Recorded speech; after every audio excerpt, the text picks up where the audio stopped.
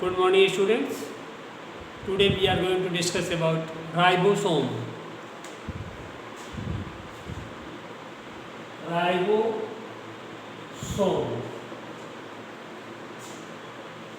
Ribosome की खोज वैज्ञानिक पैलाडे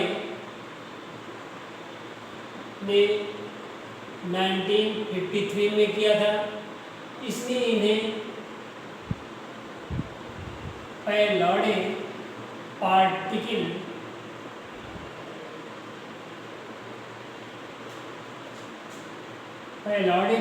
भी कहते हैं। राइबोसोम कोशिका में पाए जाने वाले कलाविहीन सूक्ष्म कण के समान स्ट्रक्चर होते हैं।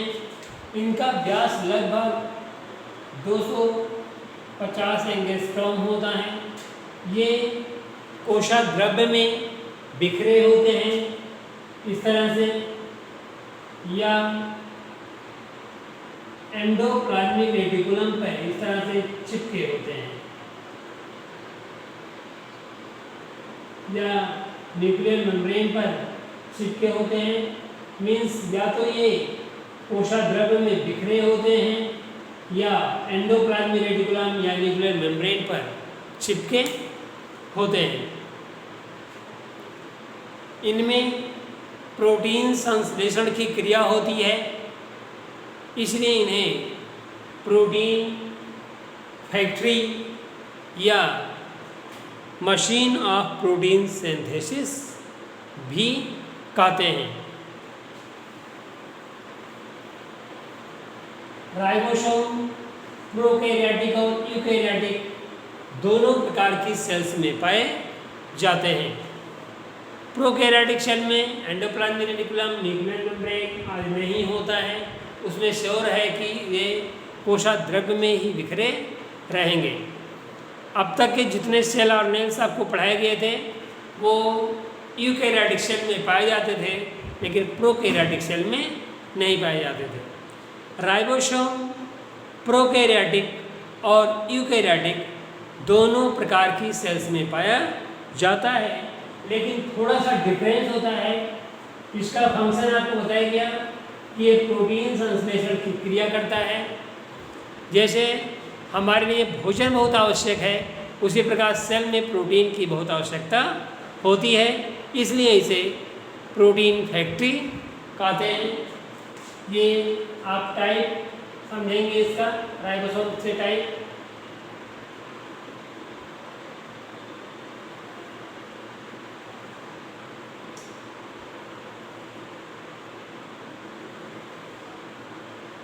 यह है सीरियल नंबर क्रमांक 1 और 2। मेनली आपके लेवल पे दो प्रकार के राइबोसोम की जानकारी आपको होनी चाहिए।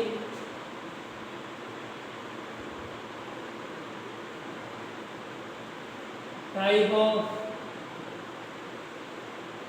Ribosome that is 70S and 80S। ये दो प्रकार के होते हैं, 70S एंड 80S। इनमें दो सब यूनिट होती है। यह है सब यूनिट में दो पार्ट होता है, दैट लार्ज सब यूनिट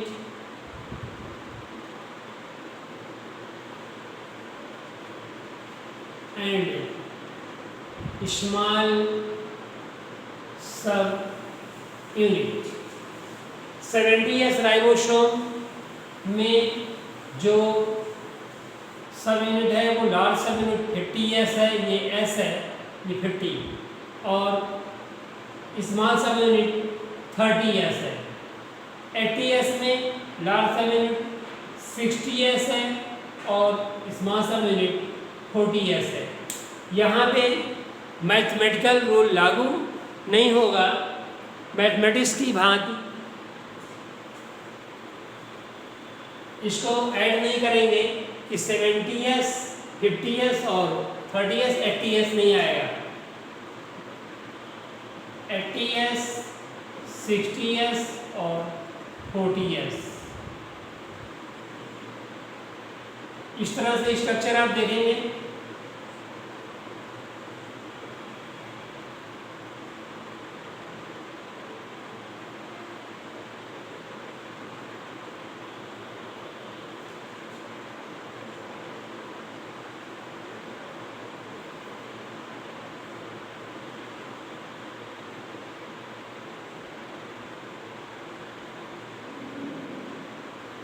ये है 50s, सॉरी 30s, ये है 50s और ये हो जाएगा 70s, ये हो जाएगा 40s, ये हो जाएगा 60s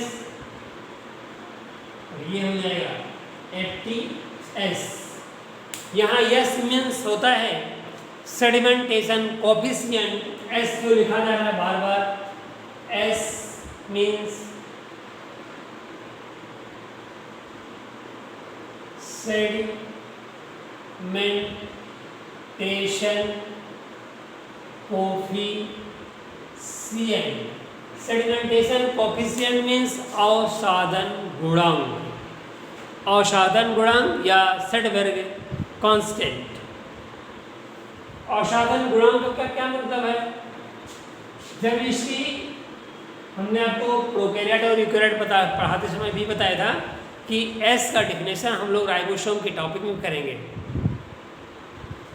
यहाँ पे आपने कई बार यस देखा, 70s, 80s, 50s, 60s, 30s, 40s। इस यस का क्या मतलब है? यस मीन्स बताया हमने आपको सेडिमेंटेशन कोफिशिएंट मीन्स अवसादन गुणांक। अवसादन गुणांक मीन्स राइबोसोम की स्टडी करते समय हम इसको छोटी छोटी नलियों में लेकर के एक मशीन में रख के स्टडी करते हैं। उस मशीन का नाम है सेंट्रीफ्यूगल मशीन।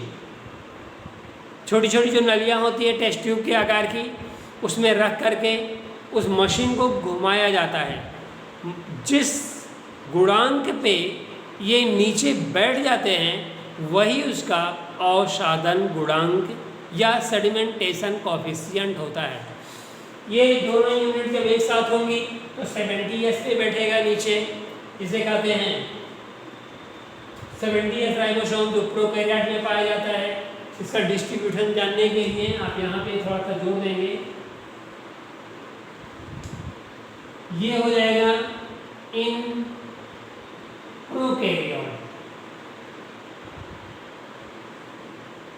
और ये हो जाएगा इन यूकैरियोट। ये प्रोकैरियोट्स में होता है और ये यूकैरियोटिक्स में होता है। इसमें 80s ये दो यूनिट है, 40s और 60s। जब ये अलग अलग होंगे तो ये 30s पे नीचे बैठेगा और ये 50s पे, ये 40s पर और ये 60s पर।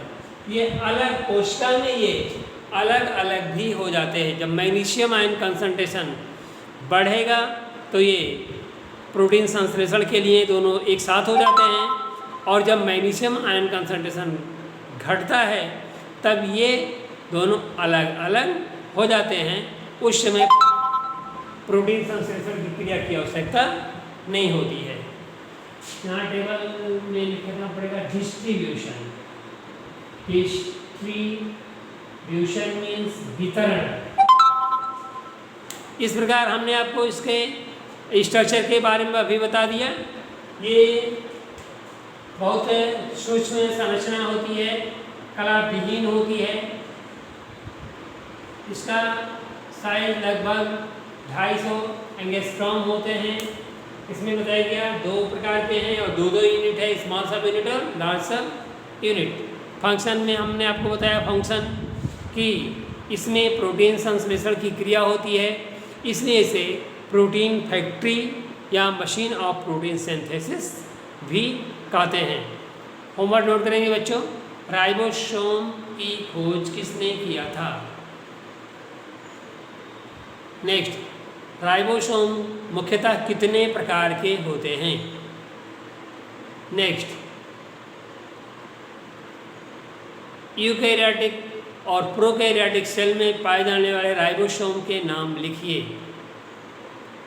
नेक्स्ट, राइबोसोम का कार्य लिखिए।